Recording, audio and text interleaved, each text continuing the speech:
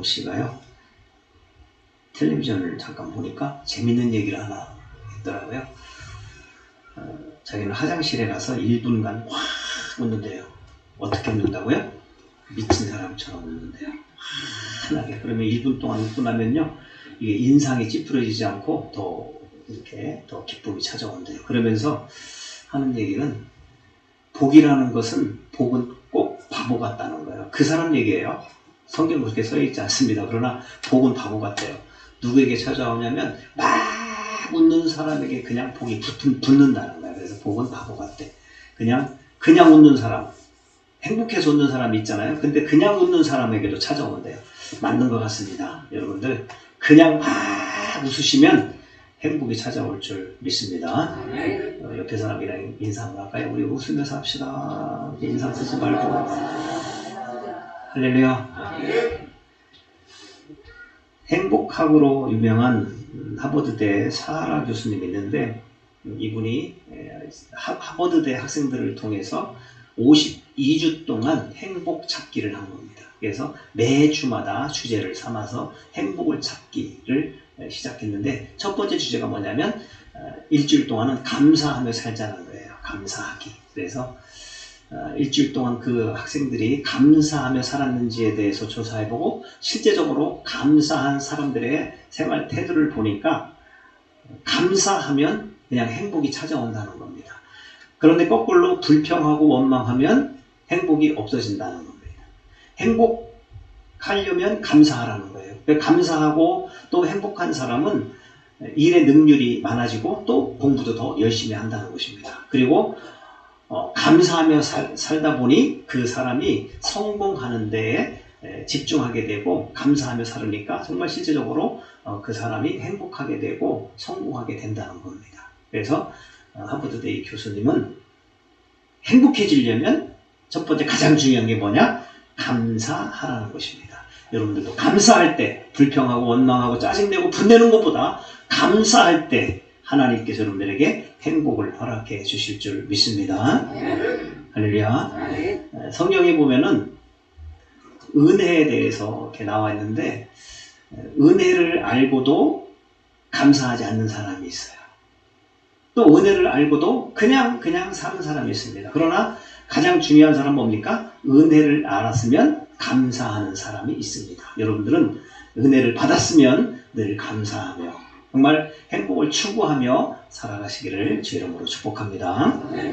오늘 본문에 있는 말씀은 한 번 정도는 들어봤을 텐데, 집중적으로 이 말씀을 집중해서 들은 적은 없을 것입니다. 그냥 한번 예를 들어서 이렇게 한번 설교를 들었을 텐데, 오늘 말씀은 요셉에 대한 말씀인지, 술 맡은 그 관원장의 얘기인지, 떡 굽는 관원장의 얘기인지 좀 헷갈립니다. 그런데 요셉에 대해서 먼저 말씀을 드립니다.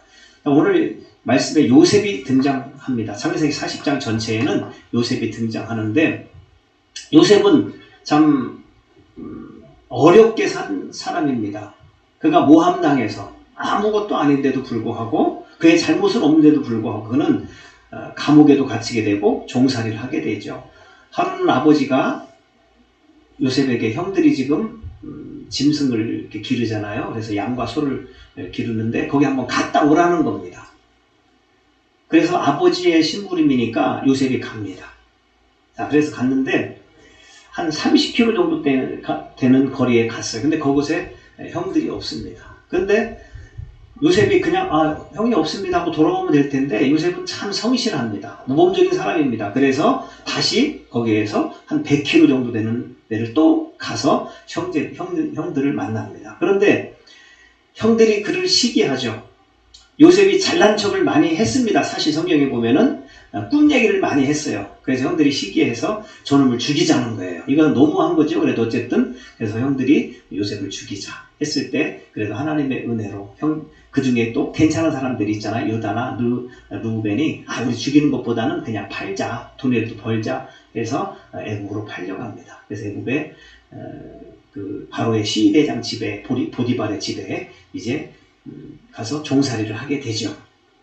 거기서 종살이를 하면 참 열심히 잘합니다. 그런데요, 제가 학교에서 배웠을 때 이 요셉이 얼마나 잘생겼냐면, 사실 성경에 나와 있지 않아. 이거는요, 교수님이 그냥 재미있으라고 한 얘기인데, 요셉이 이렇게 종살이를 하면서 사과를 이렇게 깎는데, 사과를 깎는데, 그 모습이 너무 아름답다는 거예요. 그리고 여자들이 그 요셉을 보면서요, 일을 못할 정도로 요셉이 잘생겼다는 거예요. 이거는 성경에 없는 얘기인데 그렇대요. 그래서 어쨌든 요셉이 너무너무 잘생겨서 여자들이 막 달라붙는 거예요. 근데 그 중에 누가 달라붙었어요?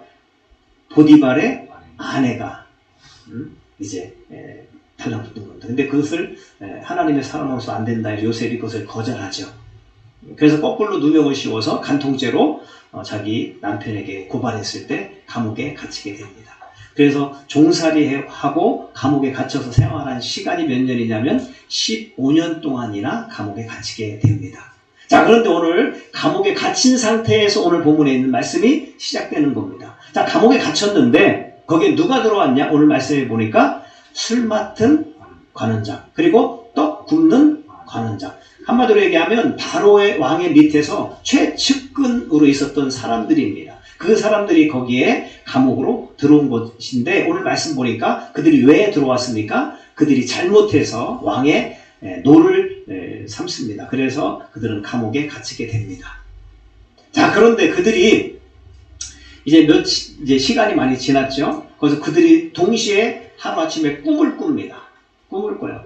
꿈을 꾸고 난 다음에 얼굴에 이 근심빛이 띄는 거예요. 그래서 요셉이 묻습니다. 아니, 왜 얼굴에 근심이 그렇게 있습니까? 이렇게 물어보니까 동시에 얘기하죠. 꿈을 꿨다는 거예요. 어젯밤에 꿈을 꿨는데 이제 그 꿈이 너무도 이상한 꿈을 꿨다는 거예요. 그래서 요셉이 나한테 얘기하면 하나님께서 해석해 줄 수 있으니까 그 꿈의 해석을 자기 해석해 줄 테니까 나에게 얘기해 보라는 것입니다. 자, 그러면 술 맡은 관원장의 꿈을 꿨는데 무슨 꿈을 꿨습니까? 여러분들 잘 알고 있는 말씀이죠. 한번 오늘 말씀 9절 말씀을 40장 9절 말씀을 같이 한번 읽어볼까요? 어떤 꿈을 꿨습니까? 9절 11절까지 천천히 한번 같이 한번 읽도록 하겠습니다. 같이 읽습니다. 9절 시작. 술 맡은 관원장이 이 꿈을 요셉에게 말하되 내가 꿈에 보니 내 앞에 포도나무가 있다네. 포도나무가 있습니다. 10절에 그 나무에 세 가지가 있고 싹이 나서 꽃이 피고 포도송이가 익었다는 거예요. 그리고 11절에는 내 손에 바로의 잔이 있기로 내가 포도를 따서 그 즙을 바로의 잔에 짜서 그 잔을 바로의 손에 드렸다. 자, 이것을 이제 요셉이 해석을 잘 해주지요. 자, 포도나무에 가지가 몇 개 있다고 그랬어요? 세 가지가 있습니다. 이 세 가지는 바로 3일이라는 뜻이라는 거예요. 그래서 3일 후면 당신이 왕 앞에 다시 나아가서 포도즙을 다시 왕께 드릴 것입니다. 그러니까 전직이 다시 회복될 것입니다. 라는 그런 꿈의 해석을 해줍니다. 12절, 13절에 그 꿈의 해석이 나와요. 자, 꿈을 해석해 준 다음에 요셉이 간곡하게 술 맡은 관원장에게 부탁을 합니다. 간곡하게 부탁을 해요. 한번 13절 말씀 같이 볼까요? 부탁하는 내용이 뭡니까? 13절입니다. 지금부터 사흘 안에 바로가 당신의 머리를 들고 당신의 전직을 회복시키리니, 그 다음 뭡니까? 이제 당신이 그 전에 술 맡은 자가 되었을 때에 하던 것 같이 바로의 잔을 그의 손에 드리게 되리이다. 자, 14절입니다. 당신이 잘 되거든. 이제 뭐라고 그래요? 부탁하는 거죠. 당신이 잘 되거든 나를 생각하고 내게 은혜를 베풀어서 내 사정을 바로에게 아뢰어 이 집에서 나를 건져 주소서. 그 다음에 자기가 잘못이 없다는 것을 얘기합니다. 15절에 같이 보면은 나는 히브리 땅에서 끌려온 자 여기서도 옥에 갇힐 일을 행하지 않는다. 한마디로 뭡니까? 요셉이 무슨 부탁을 해요? 만약에 당신이 전직으로 잘 복직되면 나를 생각해서 나는 정말 이 감옥에 갇힐 그러한 죄를 잘못한 게 없다. 그러니 나를 좀 감옥에서 좀 내보내달라. 이러한 간곡한 부탁을 해요. 높은 지위에 있으면 그것이 충분할까요? 안 할까요? 충분하죠. 좀 부탁을 했어요. 자, 그리고 이제 그 다음에 떡 굽는 관원장의 꿈도 해석을 해줍니다. 이것은 뭐 그냥 오늘 말씀에 중요하지 않으니까 떡 굽는 관원장의 해석을 해줬지만 그 떡 굽는 장은 반대로 이제 죽게 된다는 것입니다. 그래서 이제 사흘 후에 실제적으로 그 일이 일어나는데 사흘 후가 어떤 날이냐면 바로의 생일입니다. 바로의 생일이에요. 그래서 바로의 생일날 실제적으로 떡 굽는 관원장은 죽게 되고 술 맡은 관원장은 바로의 그 요셉의 꿈대로 전직이 회복됩니다. 할렐루야. 자, 그러면 자, 이제 전직이 회복됐습니다. 다시 비서실장 격으로 높은 지위에 올랐어요. 자, 그러면 이제 어떻게 해야 될까요? 요셉이 간곡하게 부탁을 했잖아요.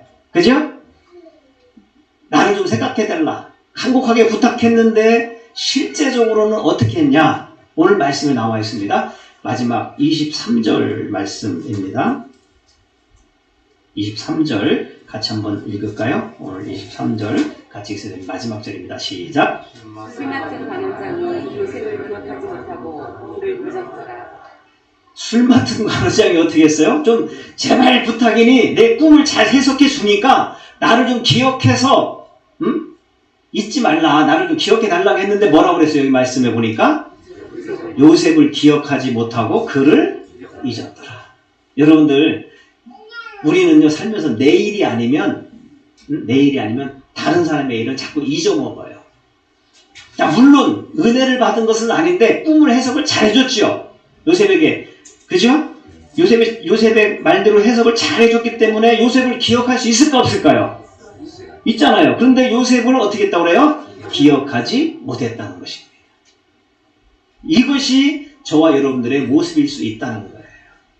나한테 잘해줬으면 그 사람을 기억하고 좀 보답해야 되는데 우리는 그렇게 하지 못한다는 겁니다. 이 말씀을 준비하면서 저도 혹시 그런 사람이 있을 것 같아요. 저도 그런 사람이 있는가 곰곰이 생각해 보니까 있는 것 같아요. 그래서 제가 그분에게 한번 찾아가려고 말씀을 준비하면서 이렇게 생각을 했습니다. 여러분들도 그런 사람이 있다면 정말 찾아가서 나에게 잘해준 사람이 분명히 있을 거예요. 그 사람이 찾아가서 감사하다고 정말 고맙다고 뭐라도 좀 사가서 그렇게 해야 될 줄 믿습니다. 할렐루야. 창세기에 보면은 아브라함과 롯이 나오죠. 롯의 아버지는 일찍 죽습니다. 그래서 아브라함이 이제 롯을 자기 조카죠. 자기 조카 롯을 이제 데리고 삽니다. 어렸을 때부터 자기 조카 롯을 계속 데리고 그와 같이 생활을 합니다. 그래서 아브라함이 많이 복을 받았기 때문에 롯도 같이 동시에 복을 받게 됩니다. 그래서 창세기를 계속해서 읽어보면 이제 아브라함도 복 받고 롯도 복 받아요. 그래서 짐승들이 너무도 많아집니다. 소와 양떼들이 너무도 많아져요. 그래서 이 기르는 장소가 작기 때문에 아브라함의 종들과 롯의 종들이 서로 싸웁니다. 짐승을 많이 먹여야 되는데 서로 좁다고 서로 싸워요. 그래서 아브라함이 먼저 제안을 하죠. 야, 종들이 서로 싸운다. 너하고 나하고는 친족이라 이거예요. 친족. 조카 삼촌 사이 아니냐. 그럼 우리 싸우지 말고 이제 헤어지자고 아브라함이 얘기를 합니다.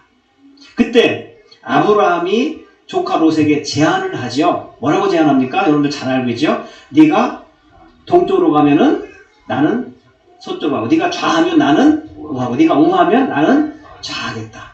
그러니까 네가 좋은 곳을 네가 택해라. 이렇게 자기 조카 롯에게 얘기합니다.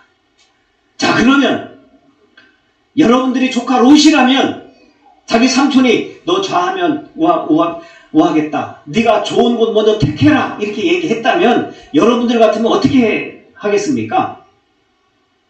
너 택해라 했을 때 여러분들 같으면 어떻게 했을 거예요? 조카 롯은 어떻게 했어요? 딱 눈을 들어보니까 정말 젖과 꿀이 흐르는 물이 풍성한 그곳을 택하잖아요. 자, 그런데 여러분들 같으면 지금까지 삼촌한테 은혜를 받고 살았잖아요. 그럼 여러분들 같으면 어떻게 했을까요? 크게 얘기해봐요. 그렇게 할 사람 한 명도 없습니다. 진짜 없어요. 삼촌이 다른 사람은 배 아프듯이 삼촌 먼저 없습니다. 실제적으로 그런 사람 드물어요. 어떻게 합니까?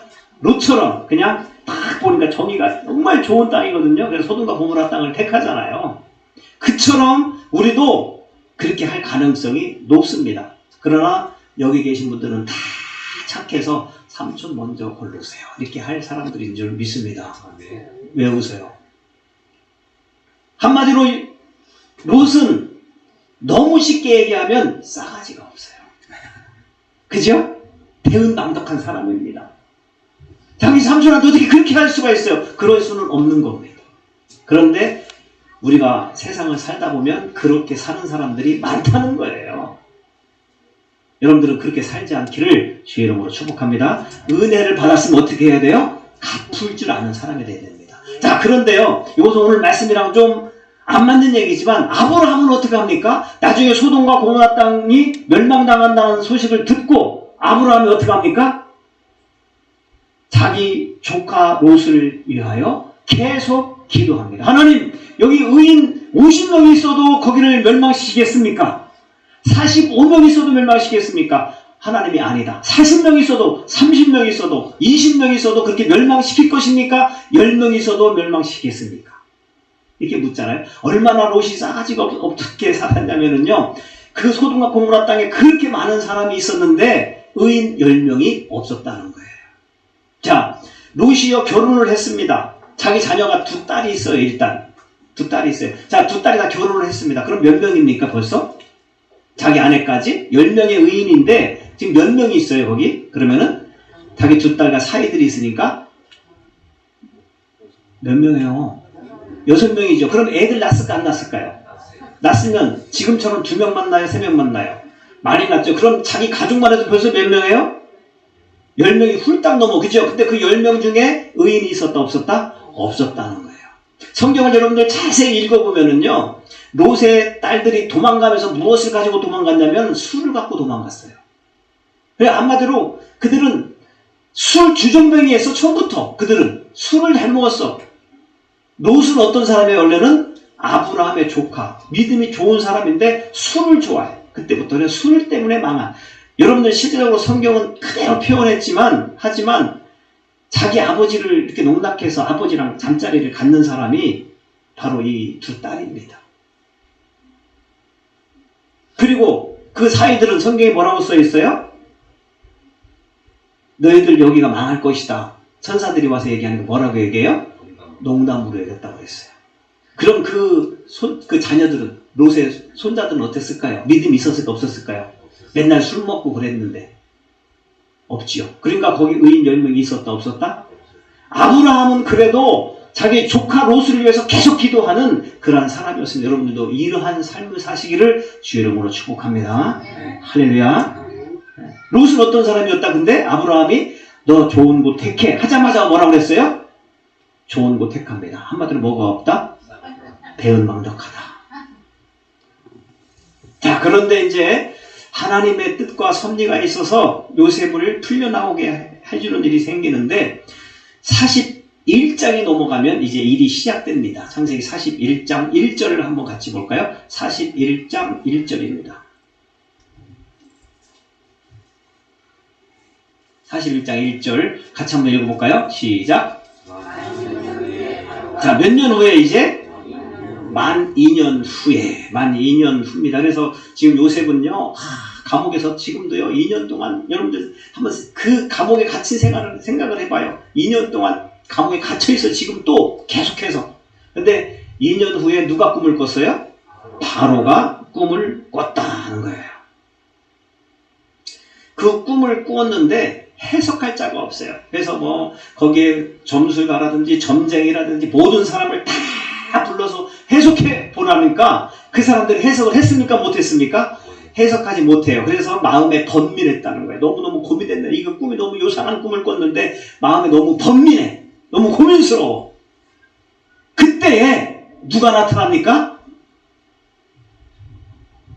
주여.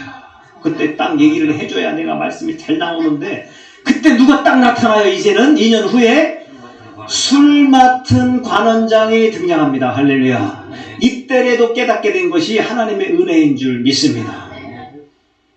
이 술 맡은 관원장은요, 그래도 사람이 어느 정도는 됐어요. 그때 내 죄를 고백한다는 겁니다. 한번 9절부터 천천히 같이 한번 읽어볼까요?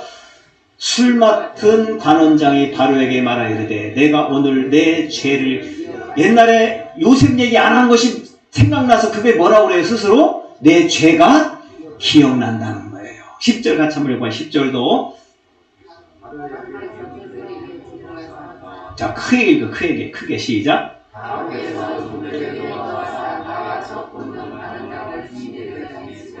11절 나와 그가 하룻밤에 꿈을 꾼데 각기 뜻이 있는 꿈이라. 12절 그곳에 7대장에 종된 히브리 청년이 우리와 함께 있기로 우리가 그에게 말하매 그가 우리의 꿈을 풀되 그 꿈대로 각 사람에게 해석하더니 13절에 그 해석한 대로 되어 나는 복직되고 그는 매달렸나이다.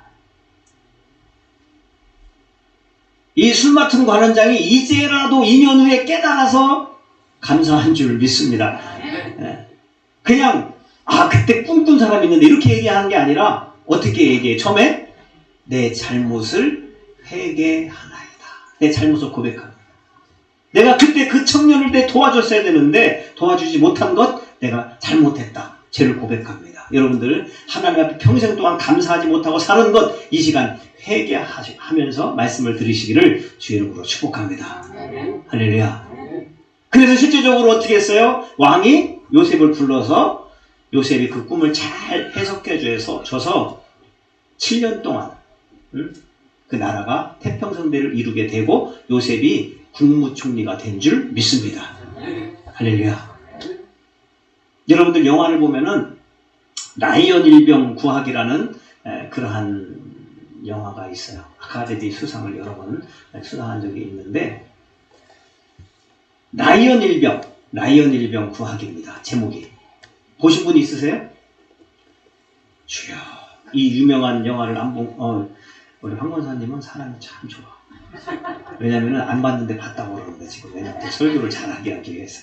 이 라이언 일병 구하기가 있는데 여기 보면은 세계 제2차 대전 얘기입니다. 세계 2차 대전 얘기. 그때 3명의 라이언의 형들이 있는데 형들 3명이 전쟁터에 나가서 다 죽습니다. 그런데 이 4명을 낳는데 어머니가 홀 어머니예요.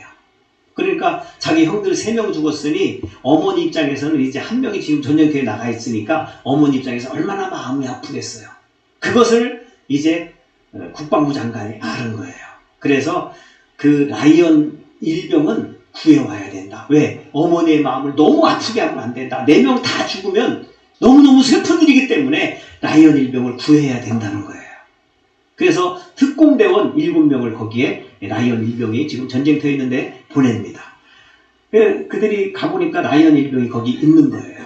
그 라이언 일병을 데려오면 이제 임무가 끝나잖아요. 전쟁터에 나가서 전쟁하지 말고 돌아오라. 끝나요. 근데 라이언 일병이 얼마나 착한지 다른 동료들이 자기 지금 친구들이 다 지금 전쟁터에 있는데 나 혼자 어떻게 돌아가냐는 거예요. 이 전쟁만 끝내고 간다는 거예요. 이게 영화입니다. 그런데 전쟁이 벌어져요. 다 막 너무너무 죽어요. 근데 7명은 누구를 보호해야 돼요?